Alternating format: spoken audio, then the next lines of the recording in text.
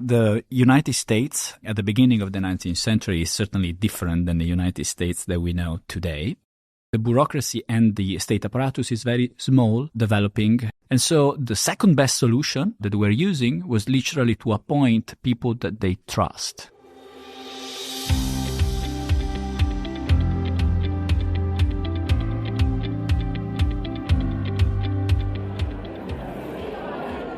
Welcome to the first in a series of VoxDevTalks that we're recording live at the Centre for Economic Policy Research's Paris Symposium in 2023. My name's Tim Phillips.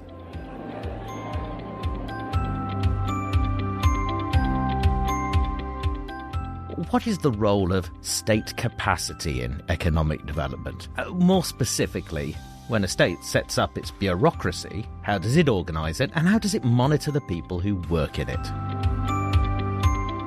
Nicola Mastrorocco of the University of Bologna is one of the authors of a new study of how this happened in the development of the United States. He joins me now. Nicola, welcome to VoxDevTalks. Thank you, Tim. Thanks for having me. It's a pleasure. Your study, fascinating. It covers the development of the US in the 19th century. So take us back to the beginning of this. Describe what the country's like at the beginning of the period you study. The United States at the beginning of the 19th century is certainly different than the United States that we know today. It's a country of roughly 5 million people. Its economy is mostly agrarian, with cotton being the most important crop in the South. The North is slightly more industrialized and they are stronger in trade. And it's a country that is basically developing, literally with the capital D. That's a revolution that is about to kick in. Its territory is expanding rapidly. And its politics is very much at the center of the scene. And I would say, given the topic of our study, the bureaucracy and the state apparatus is very small, developing,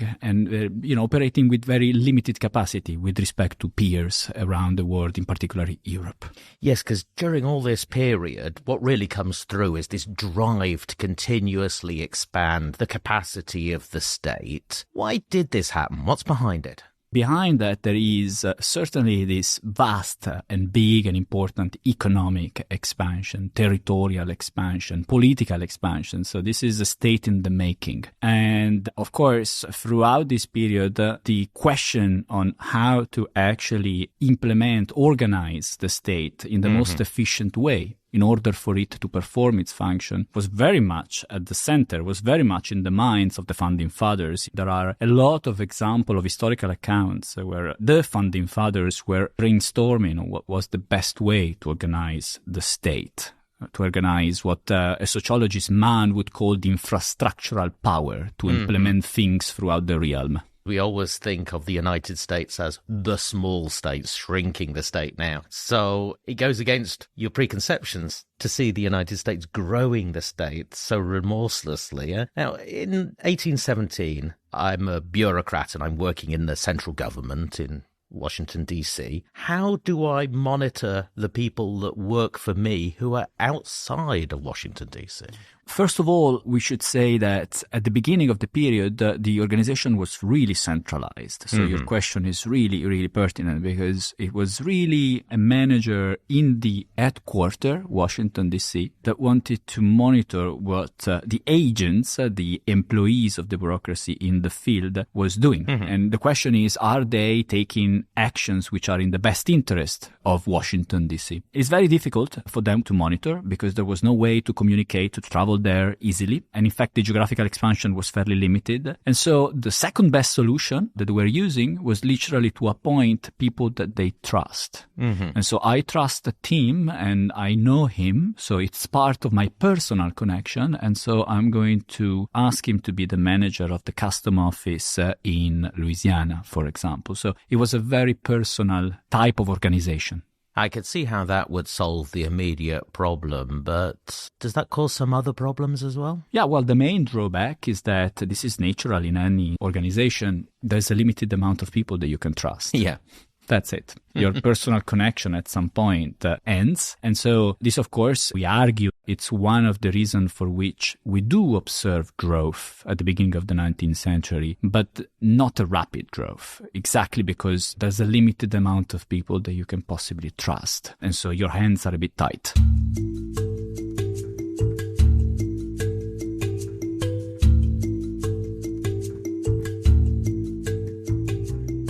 So, to investigate how the US solved this problem, especially in the second half of the 19th century, you went back to the source, didn't you? You used primary data. Tell me about this. Exactly. Well, the vast protagonist of our study is the US Official Register, which is an official document listing basically the full roster of people that have worked in the US federal bureaucracy. Mm-hmm. This is a document that is published in every odd year from 1817 to, I believe, 1954. And we have digitized from 1817 to 1905. The document is very rich. Mm-hmm. It contains, first of all the names of the people working in the federal bureaucracy, but not only. It contains the job, it contains the salary, it contains where they were employed, and it contains where they were born and where they were employed the first time that they started working in the federal bureaucracy. On top of that, importantly and crucially for us, it contains the structure of the organization. So, for example, we know that Tim was working in the Treasury, was working in the Secretary Office as a bureau, mm-hmm. and was working in the appointment division. Okay, so we know all this type of information that for us are crucial to basically do an MRI of the federal bureaucracy back then. But I mean, this must have been a huge amount of work because it was thousands of pages. Yeah, so the first book in 1817 was about 33 pages, and in 1905 it's 1,200 pages. So just the size of the book mm-hmm. gives you an idea of the spectacular growth of the US federal bureaucracy. It took us 5 years. Yes, I can see where you spent your 5 years, because out of this you get information about someone's job and the course of their career, where they are and what they're doing. So from this, how quickly did the state capacity grow during this? It's an 88-year period, isn't it, you managed to cover? Yeah, it's basically almost 100 years. And you're right. So to answer your question, one extra element on the data, on top of what we just described, we complemented this exactly with what you said. First of all, the geolocalization of all the places of employment using the coordinates of county in the US. And then, of course, the categorization of the occupations and the structure of the hierarchy. Mm-hmm. With those three additional complements, the first question that we investigate is exactly what you asked me, which is when did the state grow? And so what we see is that there was a very slow and steady growth all the way until the 60s, 1860s. And then there's a change of speed mm-hmm. after that. And this was actually true both in Washington, D.C., the headquarters, and what we call in the field, which is basically everywhere else but mm-hmm. Washington, D.C. And in the paper, we do a lot of work to try to understand what are the drivers of this growth. And what we see is that conceptually a state can grow because it does more things, which mm-hmm. you can proxy with the number of boroughs, the number of functions that it performs, because it does the same thing but more intensively with more people, or because it reaches more location. And what we see is that really in the first part of the century, the first two were predominant. So the number of function and the intensity were indeed growing, but the expansion was basically zero. So mm-hmm. the share of counties available in the US with state presence was fairly constant, whereas it literally changes speed in the second part of the century. You put a lot of effort in this as well to investigate the personal relationships, to try and reconstruct those from the documents. Why did you put the effort into that?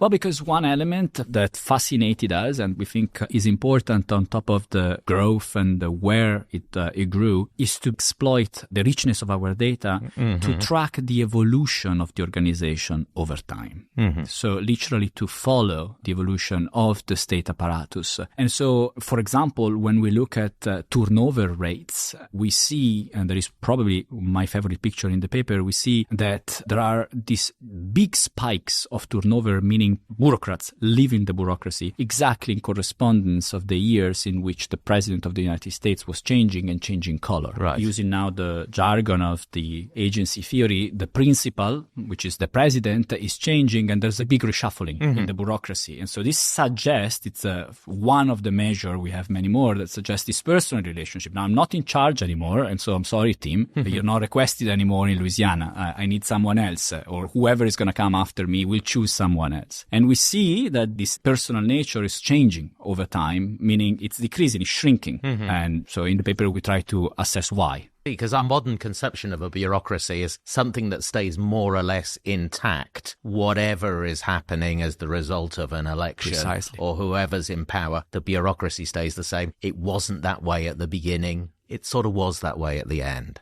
And one thing that we say in the paper, without making any normative statement, is that it was almost impossible at the beginning to have this type of bureaucracy that you suggested, which we might call, a Weberian bureaucracy that stays constant, is based on meritocracy, does not turn over, simply because it was impossible to enforce it. And so they made the most out of it. And then with time, and we argue with improvements in the technology of controls, this transition from a more personal nature to a more Weberian nature actually unfolded. So tell me about that, the improvement in the technology of control. What do you mean? This really goes back to Max Weber and the work of many sociologists, where the idea is that agency problems are important in every organization. And by agency problems, I simply mean the fact that there's a principal who's in charge and there are agents, and the principal has to make sure that the agents are acting on behalf of the principal and not doing clientelistic behavior or corruption or whatever else. Our starting point is that these problems are strong in any organization, but certainly are particularly severe in a state who has to employ a lot of people over a vast territory. In the first part of the century in the United States, we are in a situation where monitoring costs and communication costs are very high. And so, as we said, the second best solution is to rely on personal connection. At some point, we think, thanks to the introduction of two technological innovations, and those are the railroads network and the telegraph networks, these costs decrease. And so for Washington, D.C., for the principal, it was actually easier to monitor what the agents were doing. And so what we do in the second part of the paper is, first of all, to reconcile descriptive facts that we show through the lens of this theory, and then to provide an empirical test, an econometrical test, if you wish, to our hypothesis. Yes, can you make that causal connection? Because, well, in the United States in the 19th century, a lot of things happened and a lot of things changed. Can you actually recover a causal connection between the railroads and the telegraph to bureaucracy? I think there are two separate points in this. So the first is one thing that we want to stress, and hopefully we do our best in the paper, is that there are many mechanisms which might explain our descriptive facts, which is natural. We're looking at 100 years. So we're not claiming that ours is the only one. We claim that ours is one that has some explanatory power and the capacity to provide a unifying framework. Now, zooming into our mechanism, I think we have an identification strategy that allows us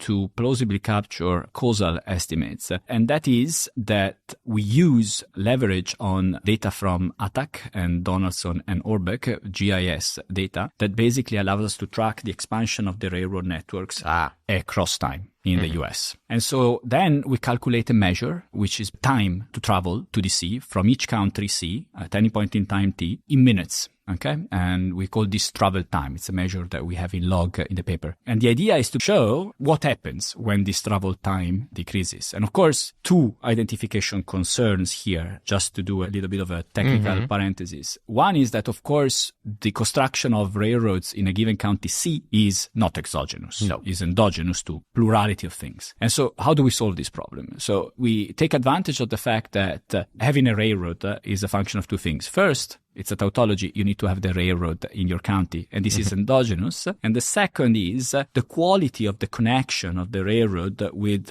places that are further away, because you can have the railroad there, but if it stops just after your county ends, it's not very useful. We control for having the railroad in your county, so we shut down that dimension and we just exploit the quality of the railroad's connection further away. There's a second concern, which is that this quality of the railroads away might be correlated to what has been called in the trade and urban literature market access. And market access is correlated with a plurality of things which might be confounding factors in our analysis. So we have a measure of market access that we control for in our analysis. And so that's basically the identification strategy, which allows us to basically compare counties with the same market access, with a very similar railroad construction, but with variation in travel time from and to the headquarters, DC.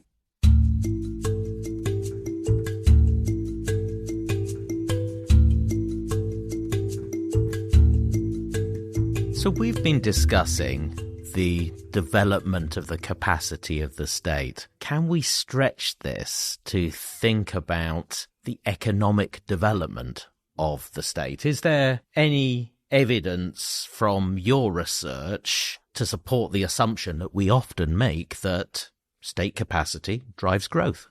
There's an enormous literature that has actually documented in very various disciplines and in different countries and different settings this strong positive relationship between state capacity and economic growth. Mm-hmm. And in the paper, we actually do have the same result, meaning that we show that state presence and state capacity, therefore, is more likely to be present in counties where there is a high share of people working in the manufacturing sector, which is our measure of economic activity back then. What we do not do in the paper, empirically at least, but we discuss more anecdotically, is to study whether state capacity, once it's in there and with different organizational forms that we discuss, is leading to better performance. Mm-hmm. Okay. It's something that potentially we can do because we have the data to do, at least for a subset of our departments. But we wanted to focus more on the supply side here. Mm-hmm. Literally, the incentives to set up estates are there. How do we do it? And so that's potentially a room for another paper once we're done with this. Yes. If ever. Your research here is a story of how technology replaces trust. Now, we spoke earlier about how one of the problems with trust is it doesn't scale. Are there other ways in which trust, when you're building state capacity, is bad in this context?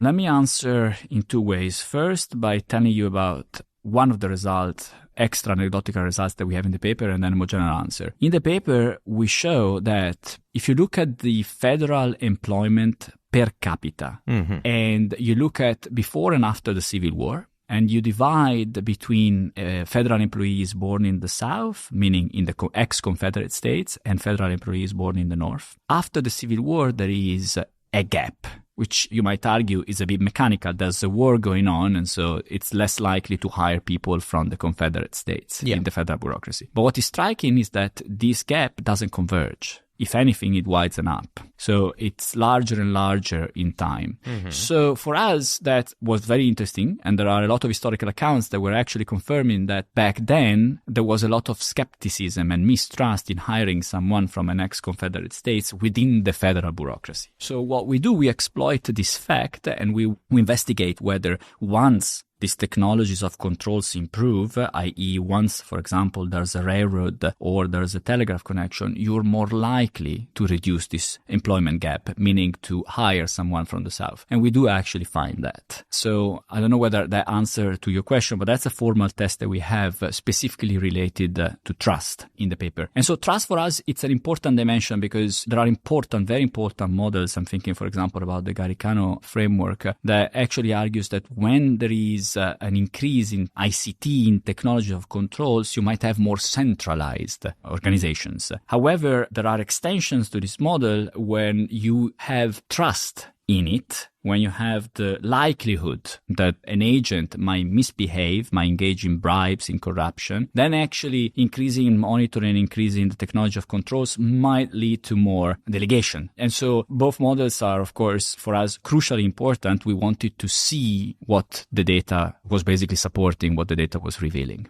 The history of the growth of the United States is a remarkable story. The United States was a completely different country at the end of this century than it was at the beginning. But when we're looking at the growth of the American state, is this a story of American exceptionalism? Is it a one-off event? Or is it something that we can use to inform policy for developing states now that are struggling with state capacity?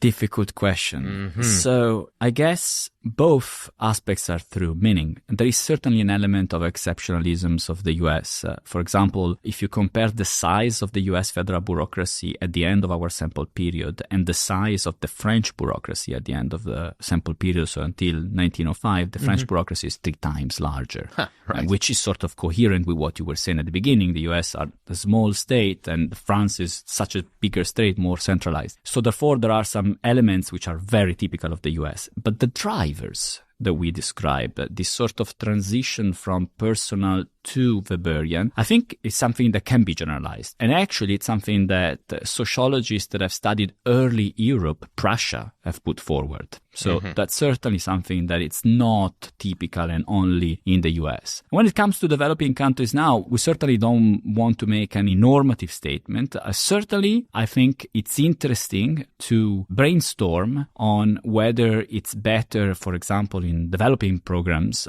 to allow the oversight of this program locally or to actually have a more centralized, top-down control. I think our paper can speak to that. Well, it is a fascinating paper and a fascinating story, and one of those papers where you can see all the work that you put into it. Thank you for talking about it today, Nicola. Thank you for giving me the opportunity.